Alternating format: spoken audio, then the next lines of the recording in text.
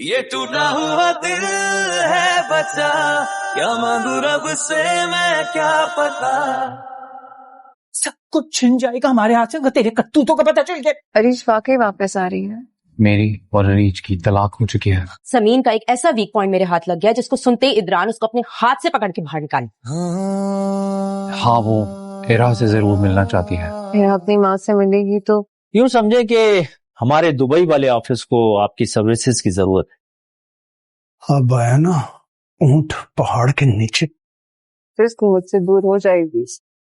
मुझे बहुत खुशी है कि आपने बहुत कम अरसे में इस काम को सीख लिया। टूटा हुआ दिल ड्रामा के न्यू एपिसोड में हम लोग देखेंगे कि जैसे ही कमाल की असलियत सबके सामने आएगी तो वो बहुत ही शातिराना चाल चलते हुए इरा की किडनैपिंग का सारा इल्ज़ाम समीन पे लगा देगा और बड़ी ही चालाकी से समीन का शाजिर के साथ अफेयर साबित कर देगा। और इस बात से इदरान बहुत ही गुस्से में आ जाएगा और समीन को घर से बाहर निकाल देगा। और उसके बाद शाइला बहुत ही खुश और मुतमईन होगी क्योंकि वो कह रही होगी कि आखिरकार अब समीन का किस्सा इस घर से ख़त्म हो चुका है। लेकिन वो इस बेखबरी में जी रही है कि जिस समीन के जाने पर वो इतनी खुश हो रही है, लेकिन वो तो बहुत जल्द बाइज्जत तरीके से वापस ले आई जाएगी।